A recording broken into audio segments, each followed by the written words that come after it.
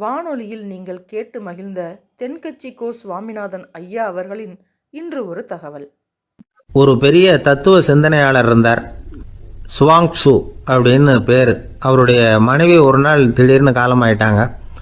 ஐயோ பாவம், அவர் ரொம்ப வருத்தப்படுவார், போய் ஆறுதலாக 4 வார்த்தை பேசிவிட்டு வரலாம் அப்படின்னு நினச்சிக்கிட்டு நிறைய பேர் அவரை தேடிட்டு வந்தாங்களாம். வந்தவங்களுக்கு ஆச்சரியம். ஏன்னா இவர் வருத்தப்பட்டுக்கிட்டு இருப்பார் அப்படின்னு தானே எதிர்பார்த்தாங்க. அப்படி இல்லை, தாளம் போட்டுக்கிட்டு உட்காந்துருக்கிறார். தாளத்துக்கு தகுந்த மாதிரி பாட்டு வேற பாடிக்கிட்டு இருக்கிறார். என்ன மனுஷன் அவர், கொஞ்சம் கூட கவலை இல்லாமல் இப்படி இருக்கிறாரு அப்படின்னு நினச்சாங்க. ஒருத்தர் துணிஞ்சு அவர்கிட்ட கேட்டுவிட்டார், என்னங்க இது இப்படி அப்படின்னு. அதுக்கு அவர் என்ன சொன்னார் தெரியுமா? இதை பாருங்க, என்னுடைய மனைவி பிறக்கிறதுக்கு முன்னாடி அவளுக்கு உயிரும் கிடையாது, உடலும் கிடையாது. அதுக்கு பிறகு தான் உயிர் வந்தது, உடல் வந்தது, அந்த உருவம் வந்தது. இப்போ என்ன ஆச்சு? அந்த உருவமும் உயிரும் போயிட்டுது, அவ்வளவுதானே. வந்தது போயிட்டுது. இளவேனில் காலம், இலையுதிர் காலம், பனிக்காலம், இப்படி பருவங்கள் மாறி மாறி வருது இல்லையா? அது மாதிரி பிறப்பும் இறப்பும் மாறி மாறி வருது. இது இயற்கை. இதுக்காக அழுதா அது எப்படி அப்படின்னாராம். ஞான தெளிவு அடைஞ்சவங்களுக்கு எல்லாமே சுகம்தான். திருவள்ளுவரும் அதை தான் சொல்கிறார். உறங்குவது போலும் சாக்காடு, உறங்கி விழிப்பது போலும் பிறப்பு. தூங்கிறதுக்கெல்லாம் நாம் வருத்தப்பட்டுக்கிட்ட இருக்கிறோமா? இன்றைக்கி தூங்க வேண்டியிருக்குதே, இன்னும் கொஞ்சம் நேரத்தில் நான் தூங்க வேண்டியிருக்கு அப்படின்னு சொல்லி யாராவது அழுதுகிட்டு இருப்பாங்களா? அதனால் இந்த உலக வாழ்க்கையினுடைய இயல்பை யதார்த்தத்தை நாம் தெளிவாக புரிஞ்சுக்கணும். அப்படி புரிஞ்சுக்கிட்டால் நாம் கவலை இல்லாமல் வாழ முடியும். ஒரு வயசான தாத்தா பாட்டி 60 வருஷத்துக்கு முன்னாடி அவங்களுக்கு கல்யாணம் ஆச்சு. ஒன்றாவே வாழ்ந்தாங்க, ஒன்றாவே இறந்து போனாங்க. இப்போ அவங்க 2 பேரும் சொர்க்கத்துக்கு போய் சேர்ந்தாங்க. அங்கே எல்லா வசதியும் இருந்தது. ஒரு பெரிய பங்களாவே இவங்களுக்கு ஒதுக்கி கொடுத்தாங்களாம். இதுக்கு எவ்வளவு வாடகைன்னு கேட்டார் தாத்தா. வாடகையெல்லாம் கிடையாது, இலவசம் அப்படின்னார் அங்கே இருந்தவர். அந்த வீட்டுக்கு பின்னாடி ஒரு பெரிய புல்வெளி இருந்தது. இதில் விளையாட ஏதாவது கட்டணம் உண்டான்னு கேட்டிருக்கார் தாத்தா. அதெல்லாம் ஒன்றும் கிடையாது, பணம்லாம் கட்ட வேண்டியதில்லை அப்படின்னார் அவர். பக்கத்தில் ஹோட்டல் மாதிரி ஒரு பெரிய கட்டடம், உள்ள சாப்பாட்டு மேஜைகள், அது மேலே விதவிதமான பலகாரங்கள். சாப்பாட்டுக்கெல்லாம் எவ்வளவு அப்படின்னு விசாரிச்சாராம் தாத்தா. அதுதான் சொன்னேனே, இங்கே எல்லாமே இலவசம்தான். எது வேணும்னாலும் சாப்பிட்லாம், எவ்வளவு வேணும்னாலும் சாப்பிட்லாம் அப்படின்னாராம்.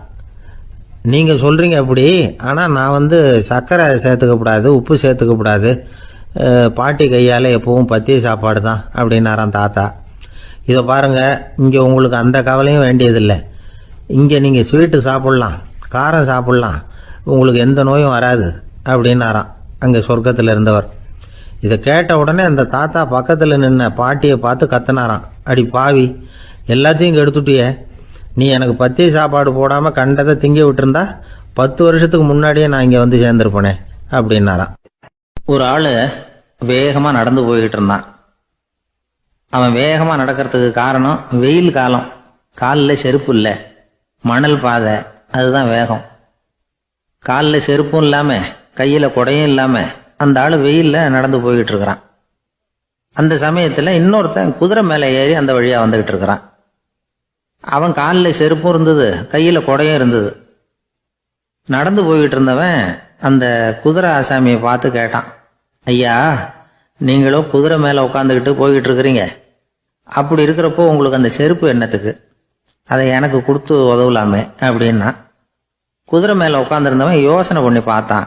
இவன் சொல்கிறது நியாயம்தானே அப்படின்னு சொல்லி தன்னுடைய செருப்பை கழட்டி அந்த வழிப்போக்கனுக்கு கொடுத்துட்டான். ரொம்ப நல்லதுங்க அப்படின்னு சொல்லி இவன் அதை வாங்கி காலில் மாட்டிக்கிட்டான். அதுக்கப்புறம் மறுபடியும் இவன் ஆரம்பித்தான், ஐயா, நீங்கள் குதிரையில் போகிறதுனால போக வேண்டிய இடத்துக்கு வேகமாக போய் சேர்ந்துருவீங்க, அதனால் உங்கள் கையில் அந்த குடை என்னத்துக்கு? நான் நடந்து போயிட்டு இருக்கிறவன், ரொம்ப நேரம் நடக்க வேண்டியிருக்கும் இந்த வெயிலில், அதனால் அந்த குடையையும் எனக்கு கொடுங்களேன் அப்படின்னா. குதிரை வீரன் யோசனை பண்ணி பார்த்தான், இதுவும் நியாயம்தானே அப்படின்னு அவனுக்கு தோணுச்சு. உடனே இறக்கப்பட்டு தன் காலில் இருந்த செருப்பை கொடுத்தது மாதிரியே தன் கையில் இருந்த குடையையும் இவங்கிட்ட கொடுத்துட்டான். அதுக்கப்புறம் அவன் நிம்மதியாக புறப்பட்டான். இப்போ மறுபடியும் கை தட்டி அவனை நிறுத்தினான். கீழே நின்றுட்டு இருந்தவன், என்னப்பா, ஏன் என்ன நிறுத்தின? இன்னும் ஏதாவது வேணுமா உனக்கு அப்படின்னா குதிரையில் இருந்தவன். இவன் மெதுவாக வாயை திறந்து, அந்த குதிரையையும் என்கிட்ட கொடுத்துருங்களேன்னா. அந்த குதிரை வீரன் இப்போ ஒரு கணம் யோசனை பண்ணி பார்த்தான். உடனே என்ன பண்ணான் தெரியுமா? தன்கிட்ட இருந்த குதிரை சவுக்கை எடுத்தான். குதிரை சவுக்கால அந்த ஆளை வாங்குவாங்கன்னு வீசி தள்ளிவிட்டான். இவ்வளவு சவுக்கடியும் வாங்கிக்கிட்டு இந்த ஆள் என்ன பண்ணான் தெரியுமா? சிரிக்கிறான். அடி வாங்கிட்டு யாராவது சிரிப்பாங்களா? குதிரை வீரனுக்கு ஒன்றும் புரியல. என்னப்பா அது, ஏன் இப்படி அடி வாங்கிட்டு இப்படி சிரிக்கிறியே அப்படின்னு கேட்டான். இப்போ அந்த வழிப்போக்கன் சொல்கிறான், ஐயா நான் இப்படி சிரிக்கிறதுக்கு காரணம் இருக்கு. இப்படி குதிரை கேட்டு உங்ககிட்ட அடி வாங்கலைன்னு வச்சுக்கோங்க, என் உயிர் உள்ள வரைக்கும் மனசில் ஒரு தவிப்பு இருந்துக்கிட்டே இருக்கும். செருப்பையும் கொடையையும் கேட்ட உடனே கொடுத்தவன் குதிரையையும் கேட்டிருந்தா கொடுத்துருப்பானோ அப்படிங்கிற பேராசையில் ஏங்கிக்கிட்டே இருந்திருப்பேன். இப்போ உங்ககிட்ட அடி வாங்கின பிறகு என்னுடைய அந்த சந்தேகம் தீர்ந்து போச்சு. என்னுடைய ஆசைக்கு எல்லை எது அப்படிங்கிறத எனக்கு புரிஞ்சுட்டுது அப்படின்னு சொல்லிவிட்டு அவன் நடக்க ஆரம்பிச்சுட்டானான். ஆசைக்கும் எல்லை உண்டு அப்படிங்கிறத விளக்கறதுக்காக வாரியார் சுவாமிகள் சொல்ற கதை இது. இந்த காலத்திலயும் ஒருத்தன் அது மாதிரி கொடை செருப்போட குதிரையில போய்கிட்டு இருந்தான். எதிரில் நடந்து வந்தவன், ஐயா உங்க கொடையை எனக்கு கொடுங்களேன்னு கேட்டான். உடனே அவன் குதிரையிலேருந்து கீழே குதிச்சு அவனை சாட்டையால் அடிக்க ஆரம்பிச்சிட்டான். இன்னொருத்தர் அந்த வழியா வந்தவர் இதை பார்த்தார். ஏன்பா அவன் கேட்டான், உன்னால முடியலன்னா இல்லைன்னு சொல்லிட வேண்டியது தானே, அதுக்காக ஏன் இப்படி அவனை போட்டு அடிக்கிறேன்னு கேட்டார். உங்களுக்கு விவரம் புரியாது சார், காலம் ரொம்ப கெட்டு போச்சு. கேட்டதை கொடுத்தேன்னு வச்சுக்கோங்க, இந்த குதிரையே என்னோடது, அவன் திருடிக்கிட்டு போறான் அப்படின்னு என் பேரில் புகார் கொடுக்க ஆரம்பிச்சிருவான் சார் அப்படின்னா. அது எப்படி அவ்வளவு உறுதியா சொல்றேன்னு கேட்டார் அவரு. ஏற்கனவே அது மாதிரி ஒருத்தன் பேரில் புகார் கொடுத்துட்டு தான் இந்த குதிரையை நான் தள்ளிட்டு வந்துகிட்டு இருக்கிறேன் அப்படின்னார். ஒரு வயசான பாட்டியின் தாத்தாவும் ஒரு பூங்காவில் உட்காந்து பேசிக்கிட்டு இருக்கிறாங்க. அவங்களுக்கு கல்யாணம் ஆகி 53 வருஷம் ஆச்சு. பிள்ளைங்கள்லாம் படித்து பெரிய பெரிய வேலையில் இருக்கிறாங்க. பேரன் பேத்திகளும் நல்ல நிலைமையில் இருக்கிறாங்க. இந்த தாத்தாவும் பாட்டியும் சிரித்து பேசிக்கிட்டு இருந்ததை ஒரு பெரியவர் பார்த்தார். அவருக்கு ஆச்சரியமா இருந்தது. இந்த வயசுலேயும் இவ்வளவு அந்யோன்யமா இவங்க பேசிக்கிட்டு இருக்கிறாங்களே அப்படின்னு நினைச்சார். சரி நேரிலேயே கேட்டுருவோமே அப்படின்னு நினைச்சுக்கிட்டு கிட்ட போனார். உங்க மன வாழ்க்கையின் வெற்றிக்கான ரகசியம் என்ன அப்படின்னு கேட்டார். இதை கேட்டதும் அந்த தாத்தா சிரிச்சுக்கிட்டே பாட்டியை பார்த்தாராம். அதுக்கப்புறம் சொன்னாராம், நான் இந்த அம்மாவை கல்யாணம் பண்ணிக்கிட்டதுக்கும் எங்களுடைய இல்வாழ்க்கை இவ்வளவு நாளா பலம் குறையாம மகிழ்ச்சியா இருக்கிறதுக்கும் காரணம் ஒண்ணுதான். அது என்ன காரணம்னா, எங்களுக்கு இடையில பொதுவா நிறைய குறைகள் உண்டு, அதுதான் காரணம் அப்படின்னாராம். அவர் சொல்றது சரிதான் அப்படிங்கிறது மாதிரியே அந்த பாட்டியும் அவரை நிமிர்ந்து பார்த்தாங்களாம். இந்த பெரியவர் மறுபடியும் அந்த பாட்டியை பார்த்து அதே கேள்வியை கேட்டிருக்கார். உங்களுடைய நீண்டகால மன வாழ்க்கைக்கு கிடைச்ச வெற்றி எதனாலேன்னு சொல்ல முடியுமா அப்படின்னு கேட்டாராம். அவங்களும் சிரிச்சுக்கிட்டே பதில் சொன்னாங்களாம். என்ன பதில் தெரியுமா? சில பேரை நாம குறிப்பிட்ட பண்புகளுக்காக நேசிக்கிறோம், வேற சிலரை நாம அந்த பண்புகள் இல்லாத குறைகளுக்காகவே விரும்பி பழகிறோம் இல்லையா அப்படின்னு கேட்டுட்டு தலையை குனிஞ்சுக்கிட்டாங்களாம் அந்த பாட்டியம்மா. அவங்க அப்படி சொன்னதை கேட்டதும் இவருக்கு புதுசா ஞானம் பிறந்தது மாதிரி இருந்துதான். இதுதான் மனம் நிறைந்த மன வாழ்க்கை அப்படிங்கிறார் சுவாமி சென்மயானந்தர். பண்புகளை எப்படி நேசிக்க முடியுதோ அதே மாதிரி பண்புகள் இல்லாத குறைகளையும் நேசிக்க முடியும். மனசுதான் காரணம். ஒரு மேல்நாட்டு தம்பதி, அவங்களும் தாத்தா பாட்டி தான்.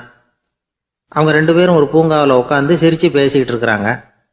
அதை ஒருத்தர் பார்த்தார். அவருக்கு ஆச்சரியம், இவ்வளவு காலம் ஆகி இந்த வயசுலயும் இப்படி அன்பா பேசிக்கிட்டு இருக்கிறாங்களே அப்படிங்கிற ஆச்சரியம்.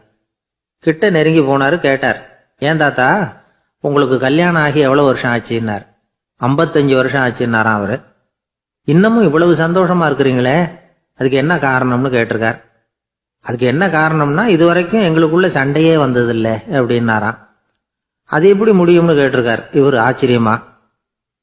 அந்த தாத்தா சொல்ல ஆரம்பிச்சாராம், பாருப்பா, எங்களுக்கு கல்யாணம் ஆன புதுசுல நானும் என்னுடைய மனைவியும் ஒரு குதிரை மேலே ஏறி ஒரு காட்டு வழியா போய்கிட்டு இருந்தோம். கொஞ்ச தூரம் போனதும் அந்த குதிரை எடக்கு பண்ணிச்சு. நான் உடனே கீழே இறங்கி அந்த குதிரையை பார்த்து, இது உனக்கு முதல் தடவை அப்படின்னு மிரட்டெல்லாம் சொல்லிவிட்டு ஏறி உக்காந்தேன். மறுபடியும் போனோம். கொஞ்சம் தூரம் குதிரை நல்லபடியாக நடந்து போச்சு. மறுபடியும் எடக்கு பண்ண ஆரம்பிச்சுட்டுது. நான் கீழே இறங்கினேன். கையில் இருந்த சாட்டையால் ஓங்கி ஒரு அடி கொடுத்தேன். இது உனக்கு 2வது தடவை அப்படின்னு சொல்லிவிட்டு ஏறி உக்காந்தேன். மறுபடியும் குதிரை கொஞ்சம் தூரம் நல்ல விதமாக நடந்து போச்சு. அப்புறமும் எடக்கு பண்ண ஆரம்பிச்சுட்டுது. அந்த சமயத்தில் ஒரு ஆற்று பாலத்தை கடந்து போய்கிட்டு இருக்கிறோம். நான் கீழே இறங்கினேன். என்னுடைய மனைவியையும் கீழே இறங்க சொன்னேன். அந்த குதிரையை பிடிச்சி அப்படியே ஆற்றுல தள்ளி விட்டுட்டேன். தள்ளி விட்டுட்டு இது உனக்கு கடைசி தடவை அப்படின்னு சொன்னேன். அதை பார்த்ததும் என் மனைவி பதறி போயிட்டாங்க. போய் ஐயோ பாவம், என்ன இப்படி பண்ணிவிட்டீங்க, உங்களுக்கு மனசுல கொஞ்சம் கூட இறக்கமே இல்லையா அப்படின்னாங்க.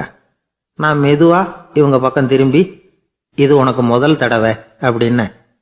அவ்வளவுதான், அன்னையிலேருந்து இன்னைய வரைக்கும் ஒரு நாள் கூட எங்களுக்குள்ள சண்டையே வந்ததில்லை அப்படின்னு விளக்கம் கொடுத்தார் அந்த தாத்தா. இந்த உலகத்துல நாம நல்லபடியா இருக்கணும்னா அதுக்கு முக்கியமா தேவைப்படுறது ரெண்டு. ஒன்று செல்வம், இன்னொன்று அறிவு. சரி, இது ரெண்டுல சிறந்தது எது அப்படின்னு ஒரு கேள்வி கேட்டா என்ன பதில் சொல்றது? இதே கேள்விய ஹஸ்ரத் அலி அவர்கள்கிட்ட கேட்டாங்களாம். அவர் ஒரு பெரிய அறிஞர். கேள்வி கேட்டவங்களும் சாதாரண ஆட்கள் இல்லை, இவங்களும் அறிஞர்கள். ஒரு நாள் ஹஸ்ரத் அலி அவர்கள்கிட்ட 10 அறிஞர்கள் வந்தாங்களாம். ஐயா, நாங்கள் 10 பேரும் உங்ககிட்ட ஒரே கேள்வியை தான் கேட்க வந்திருக்கிறோம், ஆனால் எங்கள் 10 பேருக்கும் நீங்கள் தனித்தனியாக பதில் சொல்ல முடியுமா அப்படின்னு கேட்டிருக்காங்க. அதாவது அவங்க ஒரே கேள்விக்கு இவர்கிட்ட இருந்து 10 விதமான பதில் எதிர்பார்க்குறாங்க. சரி கேளுங்க, என்ன கேள்வி அப்படின்னார் அவர். அப்போதான் அவங்க கேட்டாங்களாம், செல்வம் அறிவு இது ரெண்டுல சிறந்தது எது? இதுதான் கேள்வி. ஹஸ்ரத் அலி என்ன பண்ணார் தெரியுமா? அவங்கள ஒவ்வொருத்தராக கூப்பிட்டார், ஒவ்வொரு விதமான பதிலை சொல்லி அனுப்புனார். முதல்ல ஒருத்தரை கூப்பிட்டார், சொன்னார், அறிவுங்கிறது தீர்க்கதரிசிகள், ஞானிகள், மகான்கள் இவங்களோட பரம்பரை சொத்து. ஆனால் செல்வம்ங்கிறது கொடுங்கோலரின் ஆயுதம், அதனால் அறிவு தான் சிறந்தது அப்படின்னார். ரெண்டாவது ஆளை கூப்பிட்டார், உங்ககிட்ட செல்வம் இருந்தால் நீங்கள் தான் அதை காப்பாற்றணும், ஆனால் அறிவு உங்களை எப்பவும் காப்பாற்றும், ஆகவே அறிவு தான் சிறந்தது அப்படின்னார். மூணாவது ஆளை கூப்பிட்டார், செல்வந்தனுக்கு எப்போதும் விரோதிகள் அதிகம், ஆனால் அறிஞனுக்கு நண்பர்கள் அதிகம், அதனால் அறிவு தான் சிறந்ததுன்னார்.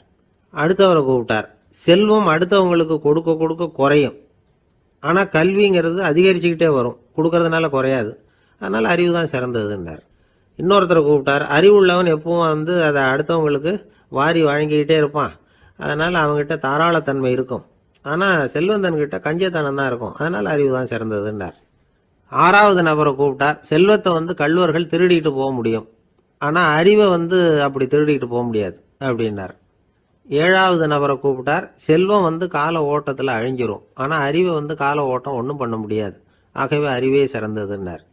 எட்டாவது ஆளை கூப்பிட்டு சொன்னார், செல்வத்துக்கு எப்பவும் எல்லை உண்டு, நிறை உண்டு, அளவு உண்டு, கணக்கு உண்டு, ஆனால் அறிவுக்கு அப்படிப்பட்ட எல்லை எதுவும் கிடையாது, அதனால் அதுதான் சிறந்ததுன்னார். அடுத்தவனை கூப்பிட்டார், செல்வம் உள்ளத்தில் உள்ள ஒளியை போக்கிவிடும், இருட்டை உண்டாக்கிவிடும், விரிந்த மனப்பான்மையை குறுகலாக்கிவிடும், ஆனால் அறிவு அப்படி இல்லை, இருண்ட உள்ளத்தில் ஒளியை பாய்ச்சி அதை விசாலப்படுத்துது, அதுதான் சிறந்ததுன்னார். கடைசியாக 10வது நபரை கூப்பிட்டார், செல்வம் மனசில் செருக்கை உண்டாக்குது, ஆணவத்தை ஏற்படுத்துது, அதனால் நானே கடவுள்னு நினைக்கிற அளவுக்கு மனுஷனை தாழ்த்தி விடுது, ஆனால் அறிவு பணிவையும் பண்பாட்டையும் வளர்க்குது, அதனால் அறிவு தான் சிறந்ததுன்னார். ஆக இப்படி 10 பேருக்கும் 10 விதமாக பதில் சொன்னது மூலமாக ஹஸ்ரத் அலி அவர்கள் அறிவு தான் செல்வத்தை விட சிறந்தது அப்படிங்கிறதுக்கு 10 காரணங்களை சுட்டி காட்டியிருக்கார். அந்த அறிஞர் 10 பேர் கேட்ட ஒரே கேள்விக்கு 10 பதில் சொன்னார். நமக்கு வேண்டிய ஒருத்தர் 10 பேர் கேட்ட கேள்விக்கு ஒரே பதில் சொல்லி சமாளித்தார். கேள்வி என்ன தெரியுமா? என்கிட்ட வாங்கின கடனை எப்பயா திருப்பி கொடுக்க போற? இதுதான் அந்த 10 பேரும் கேட்ட ஒரே கேள்வி. இந்த மாதம் 26ஆம் தேதி தந்துடுறேன் அப்படிங்கிற ஒரே பதில் சொல்லி அவ்வளவு பேரையும் இவர் அனுப்பி வச்சுட்டாராம். எல்லாரும் போனதுக்கு அப்புறம் இவரை தனியாக கூப்பிட்டு கேட்டிருக்கிறாங்க, அது என்ன சார் கணக்கு, 26ஆம் தேதி அன்னைக்கு என்ன அதிசயம் நடக்க போகுது அப்படின்னு கேட்டிருக்காங்க. அதிசயம் அன்னைக்கு இல்லை, அதுக்கு முத நாளே நடக்க போகுதுன்னாராம். விவரமாக சொல்லுங்கன்னு இருக்காங்க. வேற ஒன்றும் இல்லைங்க, 26ஆம் தேதி தானே எல்லாரையும் வர சொல்லியிருக்கிறேன், அதுக்கு முத நாளே நான் புறப்பட்டு தலைமறைவாயிட போகிறேன் அப்படின்னாராம் ரொம்ப பெருமையாக. துருக்மேனியாவில் அஷ்காபாத் அப்படின்னு ஒரு நகரத்தில் ஒரு புவியியல் விஞ்ஞானி இருந்தார். அவர் ஒரு நாய்க்குட்டி வளர்த்தார். ஒரு நாள் முன்னிரவு நேரம் ஒரு மேஜைக்கு முன்னாடி உட்காந்து அந்த விஞ்ஞானி ஏதோ கணக்கு போட்டுக்கிட்டு இருக்கிறார். அவருக்கு ஒரு சின்ன பெண் குழந்தை, அது தொட்டிலில் தூங்கிட்டு இருக்குது.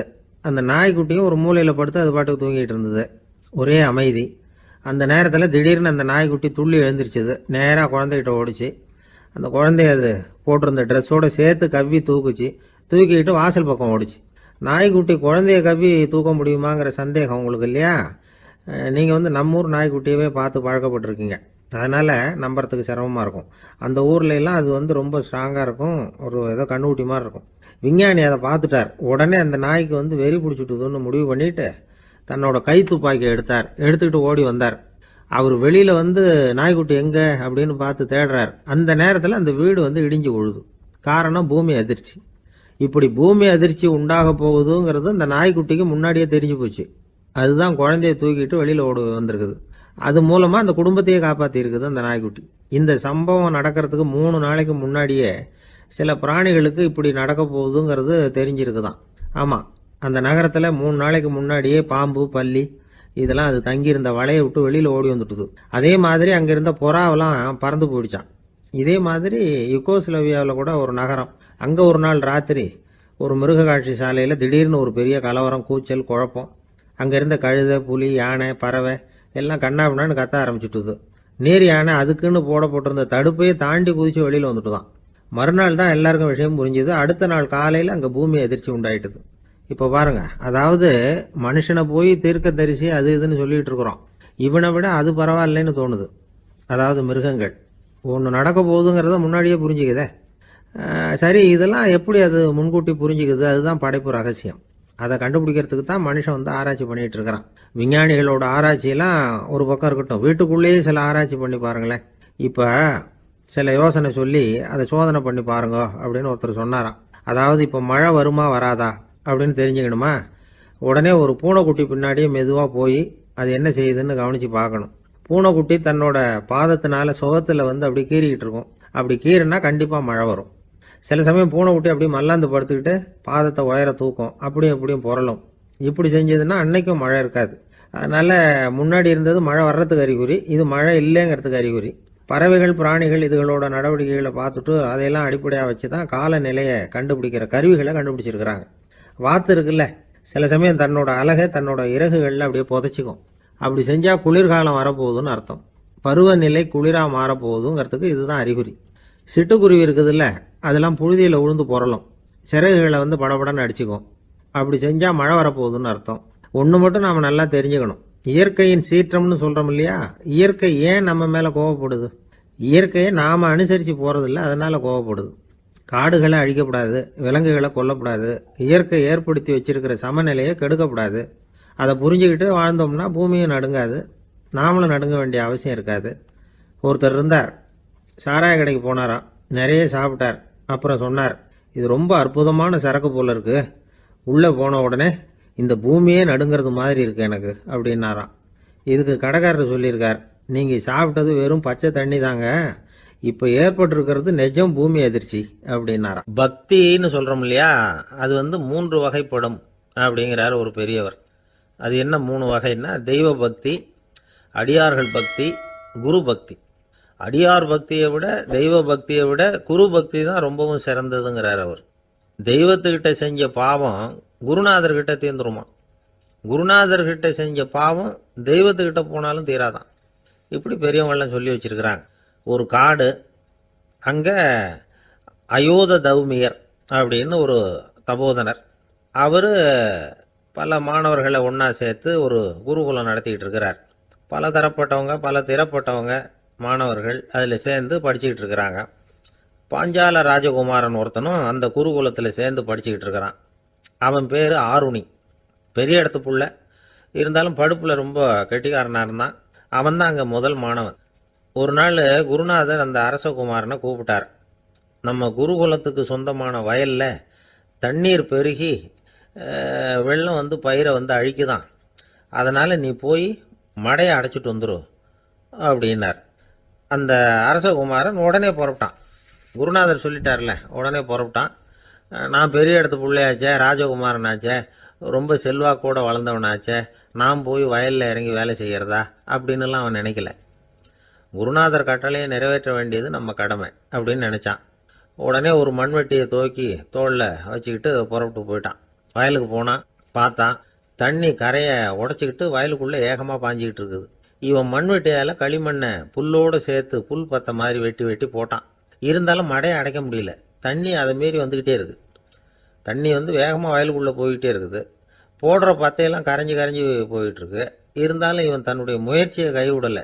வெட்டி வெட்டி போட்டுக்கிட்டே இருக்கிறான். காலையில் அங்கே போனவன் சாயந்தரம் வரைக்கும் இப்படி செஞ்சுக்கிட்டு இருக்கிறான். உடம்பும் மனசும் ரொம்பவும் சோர்ந்து போச்சு. இருந்தாலும் குருநாதர் இட்ட கட்டளையை நிறைவேற்றாமல் இருக்கிறோமேங்கிற ஒரு குறை அவனுக்கு இருக்குது. குரு கட்டளையை நிறைவேற்றாத நான் இன்னமும் இருக்கணுமா அப்படின்னு யோசனை பண்ண ஆரம்பிச்சிட்டான். என்ன செய்யலாம்னு பார்த்தான். நம்ம குருநாதர் இட்ட பணிக்காக இந்த உடம்பையே தியாகம் பண்ணலாம் அப்படின்னு முடிவு பண்ணான். தண்ணி பாயுதில் அதுக்கு குறுக்க விழுந்து அப்படியே மடையை அடைச்சிக்கிட்டு அப்படியே படுத்துட்டான். இது மற்றவங்களுக்கு தெரியாது. அன்னைக்கு ராத்திரி ஒரு விளக்கு முன்னாடி உட்காந்து குருநாதர் பிள்ளைங்களுக்கு பாடம் சொல்லி கொடுத்துக்கிட்டு இருக்கிறார். வரிசையில் இருக்கக்கூடிய ராஜகுமாரனை காணலை. நம்ம ஆருணி எங்கே போனா அப்படின்னு சொல்லி மற்ற மாணவர்களை விசாரித்தார். இப்போ அவங்க சொன்னாங்க, சுவாமி அவன் காலையில் வயலுக்கு மடையை அடைக்கிறதுக்காக போனான், நீங்கள் தான் போக சொன்னீங்க, இன்னும் திரும்பி வரல அப்படின்னு அவர் பையன். குருநாதர் உடனே ஒரு தீவெட்டி எடுத்துக்கிட்டு மாணவர்களை அழைச்சிக்கிட்டு வயலுக்கு போனார். அங்கே போய் பார்த்தா ஆளை காணும். ஆருணி ஆருணின்னு சொல்லி சத்தம் போட்டு கூப்பிட்டு பார்க்குறார். நான் இங்கே இருக்கேன் குருநாதா அப்படின்னு காலுக்கு அடியிலேருந்து ஒரு சத்தம் வருது. குனிஞ்சு பார்த்தா அவன் மடையில் படுத்துருக்கிறான். என்னப்பா இதுன்னார். காலையிலேருந்து இந்த மடையை அடைச்சி பார்த்தேன் சுவாமி, முடியல, அதனால் இப்படி குறுக்க படுத்துட்டேன். என்னை தாண்டறதுக்கு பயந்து போய் தண்ணியை தேங்கி நின்றுட்டுது அப்படின்னா. அவனுடைய குரு பக்தியையும் அவனை தாண்டறதுக்கு அஞ்சு நிற்கிற தண்ணி தேக்கத்தையும் பார்த்துட்டு எல்லாரும் ரொம்ப ஆச்சரியப்பட்டு போயிட்டாங்களாம். ஆருணி எழுந்திரிச்சு வா அப்படின்னு கூப்பிட்டாரான் குருநாதர். அவன் தண்ணீரை பொழந்துக்கிட்டு எழுந்திரிச்சு வந்தானான். அதனால அவனுக்கு உத்தாலகன் அப்படின்னு ஒரு பேர். உத்தாலகன்னா தண்ணீரை பிளந்தவன் அர்த்தம். அந்த உத்தாலகன் மாதிரி இந்த காலத்து மாணவர்களுக்கும் குரு பக்தி வேணும் அப்படின்னு சொன்னோம் ஒரு பள்ளிக்கூடத்தில். உடனே நிறைய மாணவர்கள் எழுந்திரிச்சு நின்னாங்க.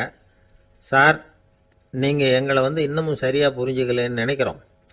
அன்னைக்காவது ஒருத்தன் அப்படி இருந்தான், இன்னைக்கு ஏகப்பட்ட உத்தாலகர்கள் இருக்கிறோம். எங்கள் வாத்தியார் கட்டளை இட்டா இப்போவே அது மாதிரி வயலுக்கு போய் மடையில் குறுக்கப்படுத்துக்கிறதுக்கு இந்த வகுப்பில் உள்ள அத்தனை பேரும் தயாராக இருக்கிறோம் அப்படின்னாங்க. அப்படியா அப்படின்னு சொல்லி கேட்டோம் ரொம்ப சந்தோஷமா. ஒருத்தன் ரொம்ப அடக்கமாக எழுந்திரிச்சான். அப்புறம் சொன்னான், ஆமாம் சார், வகுப்பில் இவர் நடத்துகிற பாடத்தை கேட்டுக்கிட்டு இருக்கிறத விட பேசாமல் போய் மடையில் படுத்துடுறது ஒன்றும் கஷ்டமான காரியமாக இருக்காது, அதனால தான் எல்லாரும் அங்கே போகிறேன்னு சொல்கிறோம் அப்படிங்கிறான். ஒரு ராஜா இருந்தார். நாடு பூராவும் நிறைய மரங்களை நட்டு வளர்க்கணுங்கிறது அவரோட ஆசை. தானே அதுக்கு முன்மாதிரியாக இருக்கணும்னு நினைச்சார். அரண்மனையை சுற்றி மரங்களை நட்டு வளர்த்தார். இதை பார்த்துட்டு ஜனங்களும் அவங்கவுங்க வீட்டை சுற்றி மரக்கன்றுகளை நட்டு வளர்த்தாங்க. கொஞ்ச காலத்தில் ஊர் பூரா பசுமையாக மாறிச்சு. எல்லாருக்கும் சந்தோஷமாக இருந்தது. இது ஒரு பக்கம் இருக்கட்டும். இப்போ நான் சொல்ல போகிற கதை வேற. அதாவது அந்த ராஜா ஒரு நாள் தன்னுடைய அரண்மனையை சுற்றி இருக்கிற விதவிதமான மரங்களை எல்லாம் போய் பார்த்தார். எப்படி இருக்கிறீங்க அப்படின்னு ஒவ்வொரு மரத்துக்கிட்டையும் விசாரிச்சாராம். எந்த மரமும் சந்தோஷமாக இருக்கிறதா தெரியல. அதுக்கும் மனசில் ஒரு குறை. முதல்ல ஆலமரத்துக்கிட்ட போனார். அது சொல்லிச்சு, மண்ணா, நான் நல்லா பெருசாக வளர்ந்துருக்கிறேன், அடர்த்தியாக இருக்கிறேன், கிளையெல்லாம் நாலு பக்கமும் நல்லா படர்ந்து தான் இருக்குது, இருந்தாலும் எந்த பிரயோஜனமும் இருக்கிறதா தெரியல எனக்கு. என்னுடைய பழம்லாம் ரொம்ப சின்னதாக இருக்குது, என் கண்ணுக்கு சரியாக புறப்பட மாட்டேங்குது. நான் இருக்கிற சைஸுக்கு என்னுடைய கிளையில் இருக்கிற பழம்லாம் எவ்வளோ பெருசாக இருக்கணும், அது இத்தினூண்டு இருக்கிறது எனக்கு பெரிய அவமானமாக இருக்குது. இப்படி இங்கே நின்றுக்கிட்டு இருக்கிறதே ரொம்ப கூச்சமாக இருக்குது. ஒரு நல்ல புயல் வந்ததுன்னா பேசாமல் சாஞ்சு விடலாமான்னு பார்க்குறேன் அப்படின்னு புலம்புது ஆலமரம். சரி இருக்கட்டும்னு நினச்சிக்கிட்டு ராஜா அடுத்தபடியாக ஒரு அத்தி மரத்துக்கிட்ட போனார். அதுவும் புலம்ப ஆரம்பிச்சிட்டுது. நான் கூட பெரிய மரம் தான், இல்லை இலையெல்லாம் அழகாக தான் இருக்குது, பழம் அழகாக இருக்குது, இருந்தாலும் உள்ள விஷயம் இல்லையே, அத்தி பழத்தை புட்டு பார்த்தா அத்தனையும் சொத்தை அப்படின்னு பழமொழியே உண்டாயிட்டுதே.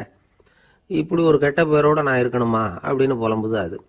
சரி இது இருக்கட்டும் அப்படின்னு சொல்லி அடுத்தபடியாக வேப்ப மரத்துக்கிட்ட போனார். அது தன்னுடைய வேதனையை வெளியிட்டது. எனக்கு எவ்வளவோ மருத்துவ குணங்கள்லாம் இருக்கிறதா சொல்லிக்கிறாங்க, இருந்தாலும் என்ன பிரயோஜனம், என்னுடைய பழத்தை மனிதர்கள் யாரும் விரும்பி சாப்பிட்றது இல்லையே அப்படின்னுது. ராஜா அடுத்தாப்புல இருந்து ஒரு பனை மரத்துக்கிட்ட போனார். நான் நல்லா உயரமாக தான் வளர்ந்துருக்கிறேன், மற்ற மரங்கள்லாம் என்னை அண்ணாந்து தான் பார்க்கணும், இருந்தாலும் என்கிட்ட நிழலுக்காக யாரும் ஒதுங்கிறது இல்லையே அப்படின்னுது. என்ன இது எல்லா மரமும் இப்படி திருப்தி இல்லாமல் இருந்துகிட்டு இருக்குதே அப்படின்னு நினச்சிக்கிட்டே ராஜா அடுத்தபடியாக அங்கே இருந்த ஒரு பைன் மரத்துக்கிட்ட போனார். அழகாக உயரமாக பசுமையாக தான் இருந்தது, ஆனால் பழமோ பூவோ கிடையாது. அதை நினச்சி அது வருத்தப்பட்டுக்கிட்டு இருக்குது. ஓக் மரம் அது ஒன்று நின்றுட்டு இருந்தது. அது என்ன சொல்லிச்சுன்னா, இலையுதிர் காலத்தில் என் மேலே இருக்கிற எல்லா இலைகளும் உதிர்ந்து போடுது, முடி கொட்டின மனிதர்கள் மாதிரி மொட்டையாக நான் நிற்க வேண்டி இருக்குது, என்ன வாழ்க்கை இது அப்படின்னு சொல்லி அழுத்துக்கிட்டது. சரி புளிய மரம் என்ன சொல்லுது பார்ப்போம்னு அதுகிட்ட போனால், என்னுடைய நிழலில் யாருமே தங்க மாட்டாங்க, உடம்புக்கு சூடுன்னு ஒதுங்கி போயிடுவாங்க, அடிமரத்தை பார்த்தீங்கன்னா பட்டையெல்லாம் உறிஞ்சி பார்க்கறதுக்கே கேவலமாக இருப்பேன் அப்படின்னுது அது. முருங்கை மரம் என்ன சொல்லிச்சு தெரியுமா? என்னுடைய இலை காயெல்லாம் சாப்பிட்றவங்களுக்கு சத்து கொடுக்கறது வாசம் தான், ஆனால் என் உடம்புல சத்தே கிடையாது. கொஞ்சம் வேகமாக காற்று அடிச்சதுன்னா முறிஞ்சி விழுந்துடுறேன். என்ன வாழ்க்கை இது அப்படின்னு சொல்லி அது வருத்தப்பட்டது. ராஜா யோசனை பண்ணார், என்ன இது மரங்கள் பூமியின் வரங்கள்னு சொல்கிறோம், மழை பெய்யறதுக்கு அதுதான் காரணம், பூமி செழிப்பாக இருக்கிறதுக்கும் அதுதான் காரணம், வீடு கட்டுறதுக்கு மரம், நாற்காலி செய்ய உபயோகப்படுத்துறதுக்கும் அதுதான் உபயோகப்படுது, மனுஷனுக்கு வேண்டிய ஆகாரங்களையும் கொடுக்குது, இப்படிலாம் இருந்தும் எல்லா மரமும் நிம்மதி இல்லாமல் இருந்துகிட்டு இருக்குதே அப்படின்னு நினைச்சார். அப்போ அங்கே இருந்த ஒரு மகிழ மரம் அவர் கண்ணில் பட்டுது. அந்த மரம் மட்டும் கொஞ்சம் நிம்மதியாக மகிழ்ச்சியாக இருக்கிறது மாதிரி தெரிஞ்சுது. உடனே ராஜா அதுகிட்ட போனார்.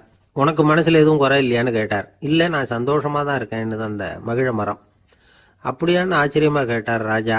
ஆமாம் மன்னா, இந்த இடத்துல நீங்கள் ஒரு முருங்கை மரத்தையோ வேப்ப மரத்தையோ கூட நட்டிருக்கலாம், ஆனால் இந்த இடத்துல நடுறதுக்கு என்ன தேர்ந்தெடுத்திருக்கிறீங்க, அதுவே எனக்கு பெருமை, அதுவே எனக்கு திருப்தி அப்படின்னு தான் மகிழ மரம்.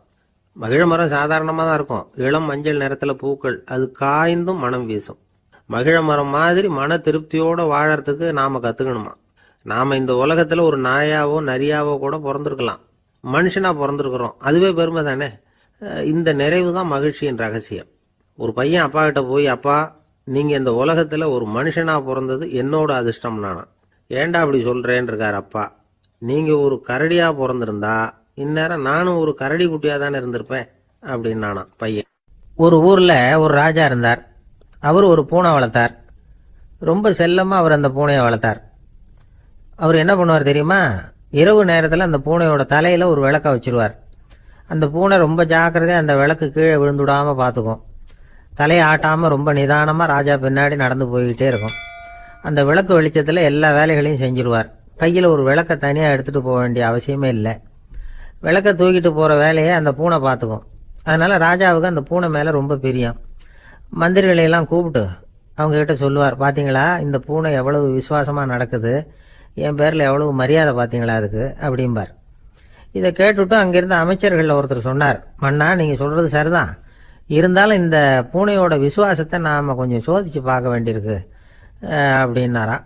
சரி, உங்கள் ஆசையை ஏன் கெடுக்கணும், நல்லா சோதிச்சு பாருங்க அப்படின்னு சொல்லிவிட்டார் ராஜா. உடனே அந்த அமைச்சர் என்ன பண்ணார் தெரியுமா? எங்கேயோ புறப்பட்டு போனார். ஒரு 5-6 எலிகளை பிடிச்சிட்டு வந்தார்.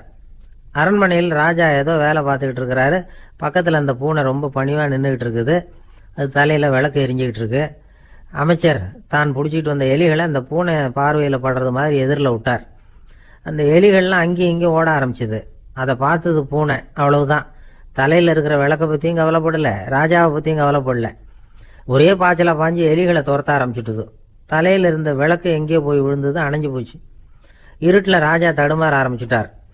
இந்த சமயத்தில் அந்த அமைச்சர் மறுபடியும் விளக்கை ஏற்றினார். வெளிச்சம் வந்தது. அதுக்கப்புறம் அந்த அமைச்சர் பேசினார். அரசே, பூனையோட விசுவாசத்தை பார்த்தீங்களா? எலி அது கண்ணில் படுற வரைக்கும் தான் விசுவாசமாக இருந்தது. அது மாதிரி எலியை பார்த்ததும் எல்லாத்தையும் விட்டுட்டு அதை துரத்த ஆரம்பிச்சுட்டு பார்த்தீங்களா? தான் அந்த பூனையை பற்றி நினச்சது தப்புங்கிறது அதுக்கப்புறம் தான் அந்த ராஜாவுக்கு புரிஞ்சுதான். சரி, இப்போ எதுக்கு இந்த கதையெல்லாம் அப்படிங்கிறீங்களா? இந்த பூனை மாதிரி தான் நம்ம மனசும். மனசை எவ்வளவு தான் பயிற்சி கொடுத்து பக்குவமாக வச்சுருந்தாலும் பார்க்கறதுக்கு பரமசாது மாதிரி தான் இருக்கும். பார்க்க வேண்டியதை பார்த்துட்டுதுன்னா பாஞ்சிரும். இந்த பூனை மாதிரி புலன் இன்ப பொருள்கள் கிட்டாத வரைக்கும் மனம் அடங்கி இருக்கிறது மாதிரி தான் தெரியும். கொஞ்சம் வாய்ப்பு கிடைச்சாலும் அது குதிக்க ஆரம்பிச்சிடும், தப்பு பண்ண ஆரம்பிச்சிடும்.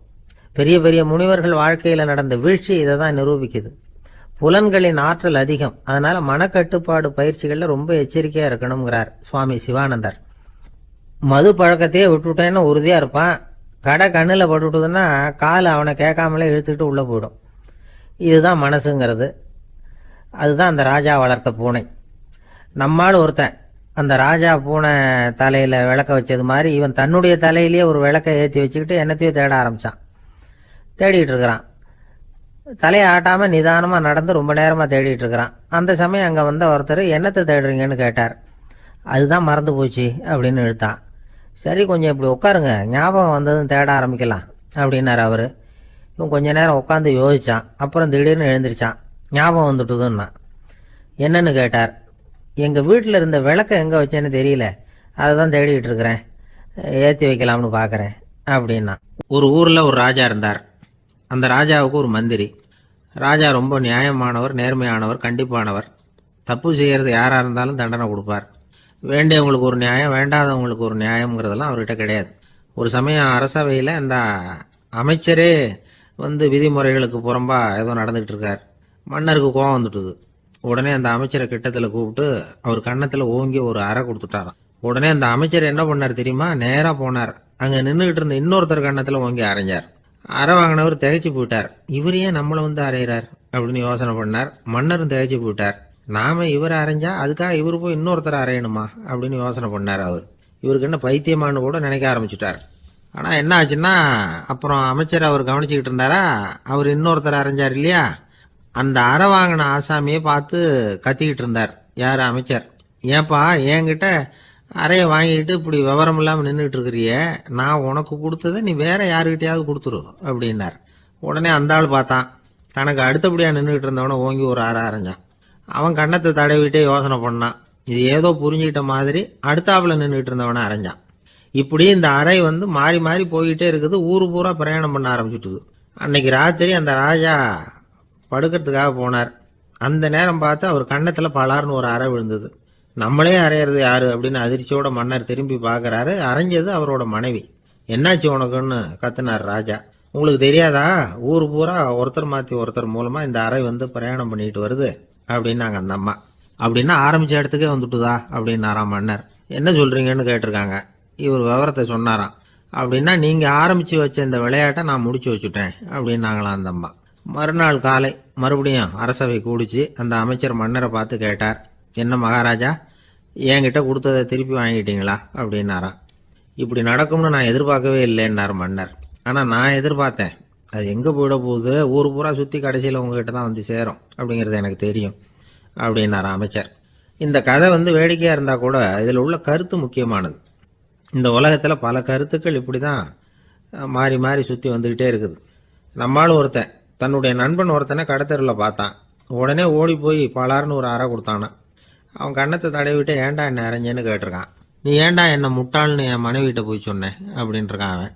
உன்னை ஒரு முட்டாள்னு சொன்னதுக்காகவா நீ என்ன அரைஞ்ச அப்படின்னு கேட்டிருக்கான் இவன். டேய், நான் அதுக்காக அறையலப்பா, அது ஒரு பெரிய ரகசியம். நான் முட்டாளுங்கிறது அந்த ரகசியத்தை நீ ஏன் எங்கள் வீட்டில் போய் சொன்னேன், அதுக்காக தான் அரைஞ்சேன் அப்படின்னு நானா.